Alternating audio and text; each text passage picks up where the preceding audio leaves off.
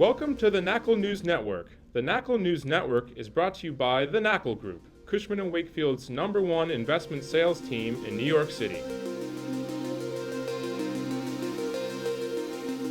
Hi, I'm John Hageman, Sales Team Manager for the Knakal Group at Cushman and Wakefield. Welcome to the Knakal News Network.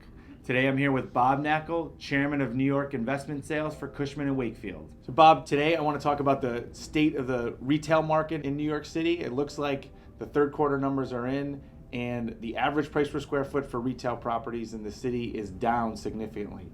What's happening? Is the retail market falling apart? Hags, if you look at the statistics, you might think that that's happening. Last year in New York City, the average retail property that sold had an average price per square foot of about $1,142. This year, that average is running at $900. So I think one of the reasons why we've seen this big drop in the average price per foot is that last year we had a number of blockbuster transactions in the retail sector, properties selling for $15,000, $20,000, $30,000 per square foot, and a few of those transactions can greatly skew the average. Bob, you mentioned that the number of properties sold is up. How many retail properties have sold this year so far? Well, through the first three quarters, we're on pace for about 464 sales this year. That will be up about 12% from what we saw last year. And so that's indicative of the fact that we have a lot of demand in the retail sector. Investors are loving retail properties. The number of properties sold is up. I'm assuming the dollar volume is up as well. Well, that would be a logical assumption also, but actually, so far this year, if we annualized what's happened in dollar volume for retail, we're running at about $3.3 billion for the year. That is down about 31% that we had in 2014. Have we seen this level of drop before in this cycle? Hags, going back to 2012, we saw an even more significant drop.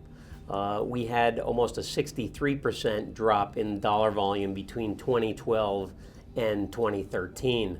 And again, it was because 2012 was filled with so many large retail sales that greatly impacted the dollar volume. So Bob, if those larger transactions are affecting value so significantly, I'm sure you're referring to Manhattan alone. Well, the larger transactions clearly happen more in Manhattan. Typically, values are much higher per square foot.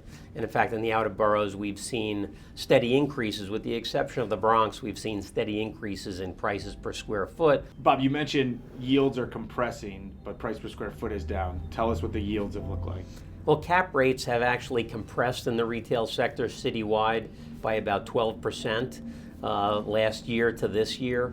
If we look at last year, we had an average cap rate of about 5.5%. This year, that average is down to less than 5%. It's averaging actually 4.9% for the year. So Bob, despite what the price per square foot says, it seems like the retail market is performing exceptionally. There are probably more investors looking for retail assets today than any time in the past that I can remember, and so I think market conditions for retail properties are fantastic today. In summary, although average prices per square foot are down in 2015 from 2014, the retail property sector is doing very well. Some blockbuster sales in 2014 increased the price per square foot very significantly. However, we've seen good cap rate compression, with average cap rates falling to below 5% citywide for the first time ever. Thank you for joining us today. Tune in next week for another episode of the Knakal News Network.